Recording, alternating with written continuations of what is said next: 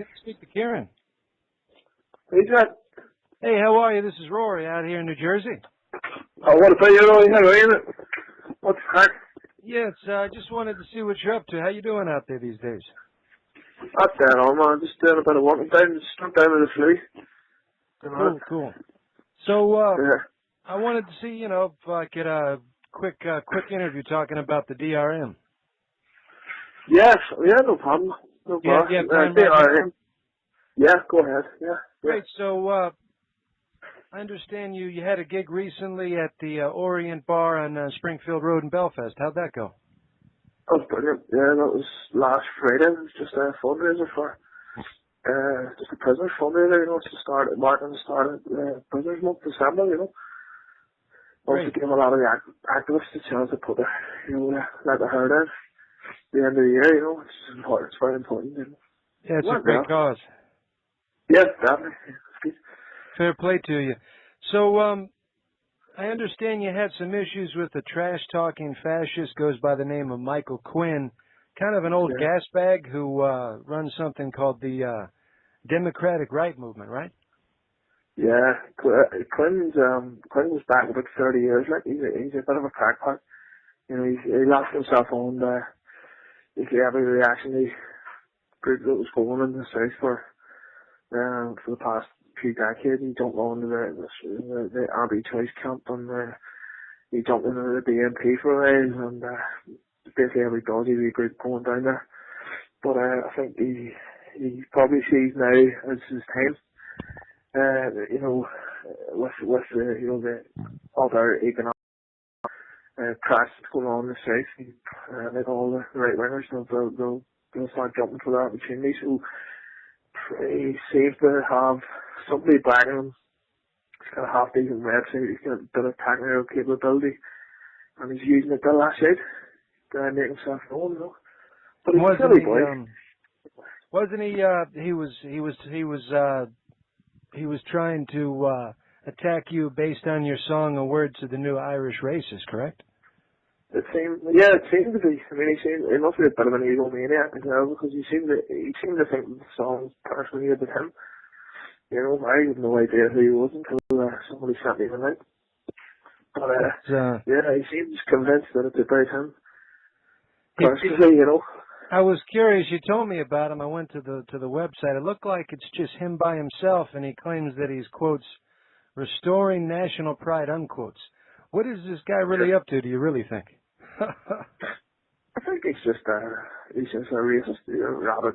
He does seem to be a genuine rabid racist and genuine bigot. And I mean, the massive contradictions in the ideology there. He's talking about it mentions Irish unity. He won't even fly a tricolour. He's more at home with the British National Party, of which he was a member. Than he is with Republicans. So you can hear in his rant that he attacks it at will, But I mean, the dangerous thing is that those type of ideas, even if it is at the minute, are in the hands of an idiot and Kelly. Yeah. And 3 or 4 of his friends. Those ideas can very quickly, take hold in a population that is panicking at the minute. Yeah. The population panicking, for economic reasons and especially when the left are weak, which they are. Yeah, there's a lot of blaming immigrants, lots of xenophobic attitudes when people don't have jobs. That's really big here, and in the USA we've got things like the Tea Party. They're claiming to be mainstream, but it's obviously that they're just another type of fascist under a different mask. But they have an issue with even they don't like gypsies and travelers either, right? What's their issue with travelers? They just the guy just seems to be in this one a bottle of hate, Yeah, a bottle of hate that he seems to be taking his lead from just the most obnoxious. The most obnoxious racism of the old National Front types. And just if you're not white, if you're not even if you're not even southern macho white man, you know, you're on the hit list. And you have to be You're Christian Ian too. the Northern accent. Sorry? Yeah, And yeah. demand that you have to be Christian. No other religion is acceptable. Not very Yeah. not very tolerant. No, not at all. You know. But yeah, it's simple. If you realize his head, he's going to get fucking taken off. Simple as that. yeah. I was You know, or if any of his buddies try to raise their heads, they'll have their fucking head taken off too. You know, bring it on. yeah, you got to be careful because I mean these people they start out pretty small and then they can grow and there's so many idiots out there that are willing to follow that kind of stuff. It's unpredictable. But Yeah. I just saw this new documentary. Have you seen it, Knuckle? Brilliant film that focuses on bare knuckle boxing amongst the travelers. Have you seen that one? I don't know. Pretty cool. I'm aware of the issue, yeah. Yeah, the best thing about it, you know, like I was watching it, the first boxer I saw was a guy who had a huge, like, Che Guevara tattoo on his stomach, you know, so it seems like some of the travelers are socialists. I was thinking, like, how long could a Michael Quinn stand up against these guys? Probably not very long. I get it. But, you know, it's not... we were sort of debating when it sort of came out of the blue. We were sort of debating, should we ignore this? Yeah. Should we just ignore this? Should we give it a bit of publicity?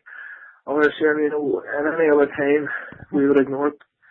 But at the minute when, I mean, the South is about to crash. The South is just about to collapse. Yeah. And I think it's too dangerous to ignore. I think it's better that we crush it. Yeah, I mean, don't let it grow, you know, it's like one of these poisonous weeds. Absolutely. But it kind of reminds me of something, I mentioned the Che Guevara tattoo that the Traveler had. A song that that I really love you've done was Che Guevara T-shirts, The Promised Land. I never had the opportunity to ask you about that. Tell me about that song. It speaks about Strabane a little bit and some of the people in that part of Ireland. Really, it was about frustration with everybody was prostituting the Che Guevara image. Okay. Sinn Féin went through this Che Guevara cult phase where he was on every banner. Yeah. They had murals on every corner. They had, you know, t-shirts everywhere. And they even got to the point where, I mean, I actually remember Maghaberry seeing loyalists wear Che Guevara t-shirts. It just become a fashion logo, you know? Yeah, like they don't know what the guy stood for. Absolutely. And so it's just the concept of, I would say somewhere out there's a cop wearing a Che Guevara t-shirt because everybody else was, you know, there has got to be, you know. Yeah. But then, you know, the song just it goes into, you know, Sinn Féin are having us think that, you know, so, you know, they've reached their goal, that this is victory, you know. Look at the amount of factories who are getting built west of the ban, you know. Yeah. Minimum wage, you know, and this is it, this is the Republic, this is what it was all about. You know, just a bit skepticism about that, and I think it was well placed because all them factories are all gone, they're all closing down. They're all the way back to India, wherever they came from, you know. Yeah, that's happening here too. It's funny the Sinn Féiners, you know, they don't stand for socialism at all. Like you know, in the real world, it's all just talk. I mean, they seem to be the most capitalist party out there. What do you think? Funny enough, I drove past one of their councillors only about 3 hours ago, and he was driving a big top of the range, you know, people carrying, you know, only the red side, you know. Yeah. I was just thinking that you never see a Provo in a cheap car, you know what I mean? They've all done quite well, and I think it was a strategy. It was a British strategy. The British pumped all sorts of grants and grant aid in the north, created community jobs, which were all handed out to people in strategic positions, which made them all dependent on funding, and the funding was dependent on political obedience from the area, you know. So that's why you're left with this class, this political class. It's quite affluent. It's doing quite well. While the rest of us go to the wall. Yeah. Kind of reminds me of the Free Staters, how they were dependent upon the British Empire for all their arms and everything, you know, and absolutely. They just changed the color of the uniform, more or less. Yep. Sad, but it's true. It's absolutely true. You know. But I wanted to mention, you know, we talked about some small-time fascism down there. And one of my favorite songs you've done a cover of is an old classic called Jamie Foyers. Mm. And how important is this figure to you? I know he was a Clydeside worker who dies fighting with the International Brigade and in Spain. Could you tell me about that a little bit? I was a student. When I heard that song, there was a guy called Colin Bryce from Derry. He's a singer. Colin's died in the World Cup. He was one of the Raytheon 9. And around Derry, the Raytheon 9, I think there was a handful of Republicans and socialists as well stormed the Raytheon factory in the middle of the Israeli invasion of Lebanon in Derry City, and they just basically destroyed it. Ian McCann was there. Gary Conley, the 32s, was there, and they were all arrested and through a court case, and they actually won it. They won the court case on quoting I think it was they were quoting legislation that kind of came after following the Nuremberg trials. They quoted the duty of people to prevent war crimes, but Colin Bryce is one of these people, you know. Yeah. He done that there, but some years earlier, I was just at a house party in the Holy Land in Belfast, and a couple of us were singing, and he sang this. I think Ewan McCall wrote it. Jesus, just the hair just stood in the back of my neck when I heard Colin Bryce singing it, you know. And I never forgot it, you know. I sort of improvised with a wee bit and put me on chords to it and stuff, you know. Yeah. It's a fantastic song. Yeah, it's brilliant. Absolutely. So, any chance of Ciaran, you playing in the pubs of New Jersey, New York? Is that realistic? Maybe retracing the steps of James Connolly when he came out here? I would absolutely love to, man. If you could swing it by the border agency, you know, if you could get me through immigration, I'll do it in a shop, man. But I don't think I'll be getting in. Well, that's unfortunate, but maybe we can work on that. Yeah, that's all I'm working on now, dear. Yeah, absolutely. It was great to have you on. Before we go, I wanted to ask you about, you've been involved with helping some of the prisoners in Maghaberry. I know they're still on a dirty protest. Tell us about that a little bit for people on this side of the pond that might be less familiar. Well, we got word out from them last night. They're absolutely resolute, determined to see it through. Their conditions at the minute are absolutely comparable to 1981. The cells are covered in human waste.